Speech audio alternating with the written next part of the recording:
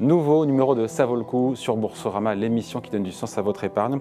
Aujourd'hui, il est question de la finance qui est de plus en plus, vous allez voir, sous surveillance. Bonjour Anne-Catherine. Bonjour David. Anne-Catherine Son-Traoré, directrice générale de Novetic. Et c'est vrai que c'est une première, il faut en parler.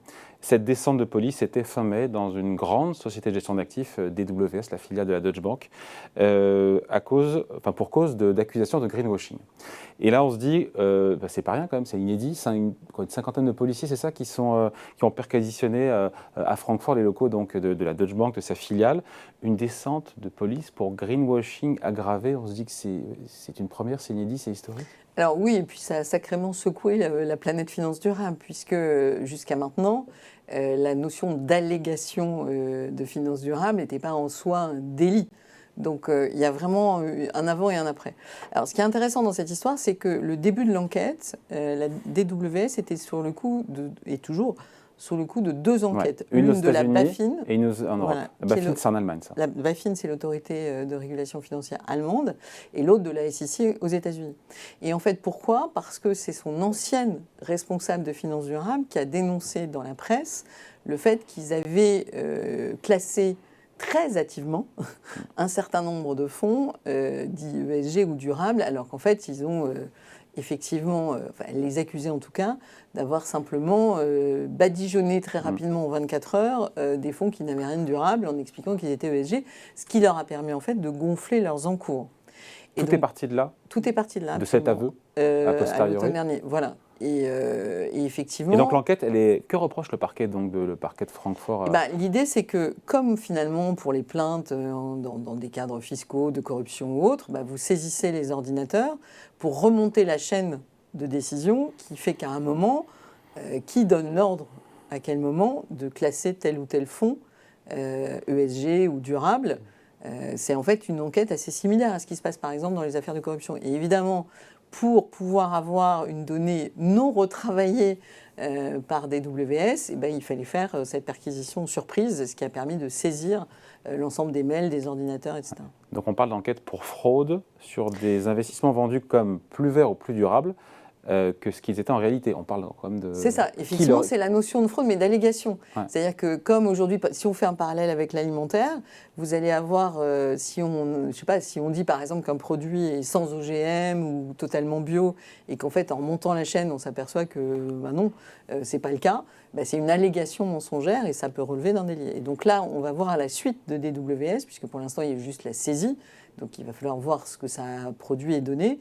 Et si effectivement il s'avère qu'au plus haut niveau de la société de gestion, on a classifié sans avoir du tout d'éléments réels de gestion durable des fonds, il pourra effectivement y avoir des sanctions. Il y a déjà eu une sanction, puisque le patron de DWS a démissionné juste après la perquisition de police, et le titre avait...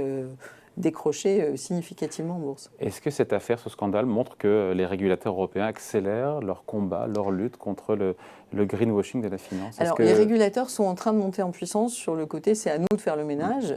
Par exemple, à mesure d'ailleurs que cette industrie de la finance verte monte aussi en puissance. Voilà, parce que le problème aujourd'hui, c'est qu'on est quand même dans une gonflette sérieuse des encours. Concrètement, les gestions d'actifs européennes évaluent à 5 200 milliards d'euros les volumes d'actifs en finance durable. En Europe. Si on était à 5 200 milliards d'euros de critères ESG appliqués de façon stricte, il serait visible dans la cotation des entreprises, c'est-à-dire qu'il devrait y avoir une survalorisation des entreprises très bien, qui ont une politique ESG ou très bien notée d'un point de vue ESG, et une sous-valorisation des autres. On est très loin de ça aujourd'hui, donc on voit bien que dans ces 5 200 milliards, il y a évidemment une poche de ce qu'on pourrait appeler de la finance durable de conviction, qui, elle, est en train de réallouer ses investissements réellement sur des modèles durables. Mais sur des montants qui sont plus faibles. Qui sont très nettement plus faibles. Donc la question mais c'est très bien, mais pas sur les montants qui sont affichés au global. La promesse, le problème qui va se poser, c'est quelles promesses on fait aux clients. C'est-à-dire que si dans ces 5 200 milliards, on dit partout, et c'est ça qui est intéressant avec cette affaire DWS, c'est-à-dire que là, ils ont fait cette publicité, entre guillemets, ou cette allégation visiblement exagérée, pour dire, ce qui est un phénomène normal dans la finance, regardez, on est très bon en finance durable, puisque c'est ce qui est tendance aujourd'hui. En revanche, du coup, derrière, il n'y a aucune réallocation d'actifs, et donc on n'est pas en train de réorienter les flux financiers vers des entreprises vraiment durables. Et ça, c'est un sujet majeur. Est-ce que, Anne-Catherine, DWS, c'est un peu l'arbre ou pas qui cache la forêt? Est-ce que, et deux questions en une, est-ce que ça peut créer une onde de choc à travers, encore une fois, l'ensemble de l'industrie et faire évoluer positivement les pratiques? Alors, très clairement, si on en juge par les réactions sur les réseaux sociaux, ça a créé une onde de choc parce que ça a matérialisé le risque qu'il y a à devoir, ce qui n'est pas un risque réglementaire au départ, dire qu'on fait de la finance durable comme ci, comme ça. Aujourd'hui, on a des obligations de reporting relativement souples. Donc, ça ne paraissait pas si risqué de dire un peu hâtivement que tel ou tel fonds est finalement ISR. Il y a eu un scandale il y a quelques temps parce que des fonds de Danske Bank avaient reçu un label ESG du Luxembourg. Dans ces fonds, il y avait beaucoup de fonds russes qui ont aujourd'hui été d'ailleurs fermés, et beaucoup de fonds très orientés énergie fossile. Donc il y a un moment donné où ce genre de pratiques qui permettent assez hâtivement de se dire si, moi je suis un acteur très fort de la finance durable, le risque il est aujourd'hui d'avoir une descente de police et potentiellement, derrière on verra comment, mais des amendes et un vrai risque de réputation. C'est ça en fait, c'est le cumul du risque encore une fois d'amende, risque juridique et réputationnel, il est là en fait. Et ça c'est un sacré risque puisque vous savez comme moi que le métier de la finance est un métier de confiance. Ouais.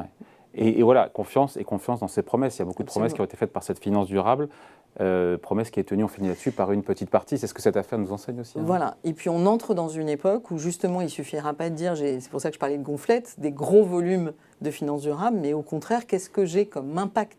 C'est-à-dire que le fait qu'on soit capable de démontrer sur des produits qui seront forcément de plus petite taille et avec des engagements, on va dire, d'analyse ou des biais sectoriels ou des choix qui va devoir être assumé par le gérant d'actifs, mais qui vont pouvoir démontrer qu'effectivement, quand on investit dans ce fonds, on n'est pas investi dans les grandes capitalisations classiques parce que aujourd'hui, clairement, elles ne sont pas alignées avec l'accord de Paris ou avec des enjeux durables qui sont de plus en plus prégnants. Quand je vous posais la question, on finit là-dessus, Anne-Catherine, de savoir si c'était l'arbre qui cachait la forêt des WS, parce que dans l'actualité, il y a aussi, chez HSBC, c'est ça? Il y a eu cet aveu également. Oui. Alors effectivement, qui fait tiquer. Il y a eu deux grands scandales finalement, DWS d'un côté et puis HSBC dont le responsable développement durable dans une conférence très médiatisée il y a quelques jours à Londres a dit de toute façon on ne va pas se raconter d'histoire.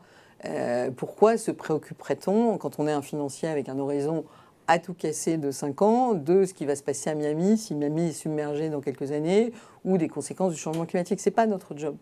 Alors, je pense que c'était du 2e ou du 3e degré, mais en fait, personne ne l'a compris comme tel. Donc, 1, il a perdu son job. 2, tout le monde a crié au loup, sauf que les dirigeants, il a été prouvé que les dirigeants d'HSBC avaient validé sa présentation. Donc, ils savaient très bien ce qu'il allait dire. Donc, on est dans un moment... Tout en s'en désolidarisant, puisque voilà, donc tout ça est pas tombée. En fait, on est dans un moment où le risque de réputation de la finance durable et des engagements climat du secteur financier sont maximum. Et en plus, il commence à être attaqué par les régulateurs, par la police dans le cas des WS, et en tout cas par la police médiatique très clairement dans le cas d'HSBC. Donc il y a un vrai sujet aujourd'hui qui est posé aux acteurs de la finance durable de proposer une offre crédible qui lui permettent de redorer son blason. Parce que pour l'instant, là, depuis quelques mois, on est en train de s'apercevoir, les masques tombent les uns après les autres, qu'il ne s'est pas passé grand-chose, en fait, en termes de transformation des choix d'investissement et d'allocation d'actifs de la finance. Donc là, il va y avoir, je pense, un certain ménage. Voilà, séparer le bon grain de l'ivraie, comme on dit. C'est ça. Merci beaucoup, Anne-Catherine. Merci, David. Et ça vaut le coup, revient la semaine prochaine sur Boursorama.